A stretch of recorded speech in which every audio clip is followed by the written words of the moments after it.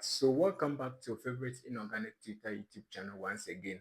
Today is another episode and we want to look at how we can find the nth derivative of this particular function right here on the board.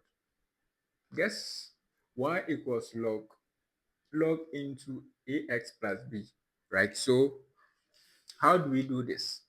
We know that the nth derivative, we always try to develop a formula for it because we can't find the derivative of this and that it will be a constant. No, we will differentiate it to heaven, up to infinity, right? So we develop or we differentiate to maybe the fifth derivative or something like that, or the fourth derivative, and then we develop a pattern for it and give it a formula.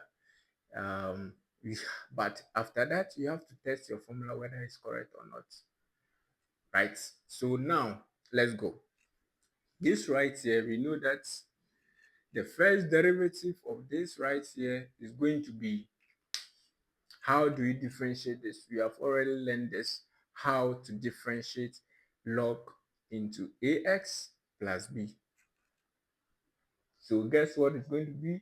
The first derivative is going to be a over ax plus b, because what we learned was that anything inside a lane, you take 1 over the function, then you differentiate what is inside. This thing right here is the same as lane of a function, because this is of free base 10 right here. So it means that this right here is just like a lane. We treat this like a lane, right? So let me even write it for you. Lane into ax plus b. So it's the same thing that we are working with. So this right here is the same as a into ax plus b or -1, right? So the second derivative of this is going to be minus a into ax plus b or -2. Then differentiate the inside, is going to be a. So we have the second derivative with minus a squared into ax plus b minus 2, right? So we move down to the third derivative, down to the second, the fourth, then we develop a pattern for it. So the third derivative is going to be y3 equals, this comes down. So we have 2a squared ax plus b minus 3, and then we differentiate the inner function. So that is going to be a, or 2a cubed ax plus b power -3, right? So let's try and do that of the fourth derivative. Y4 is equal to, this drops and we have -6 a3 ax plus b minus 4 into a. So this right here, we're going to have this right here multiplies this, and we have -6 a4 into ax plus b power -5. So this, you can decide to differentiate to heaven, because it is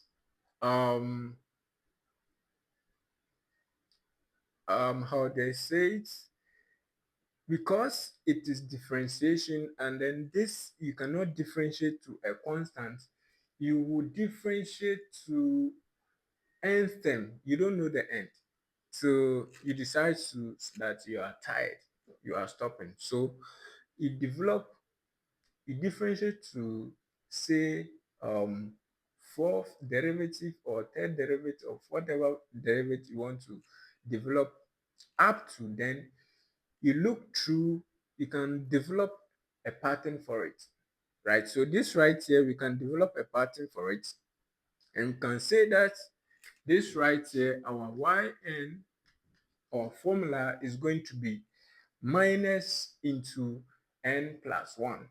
So that is going minus 1 into n plus 1 into n plus 1, then n minus 1 factorial a power n, right? So we have n minus 1 factorial a power n. Guess what we are going to do next? We have to divide all by ax plus b power n, right? So we have here ax plus b, ax plus b power n.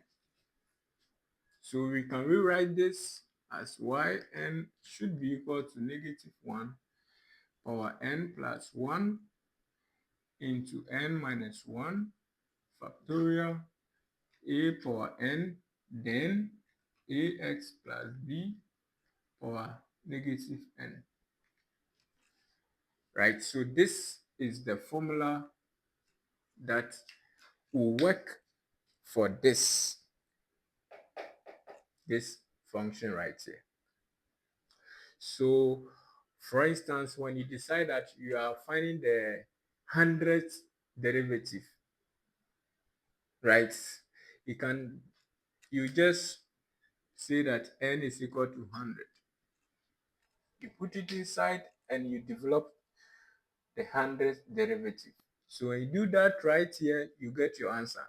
You can decide to check for the first derivative. So that n will be equal to 1. So let's try that. So if n is equal to 1, then we are going to have n plus 1, which is going to be 2.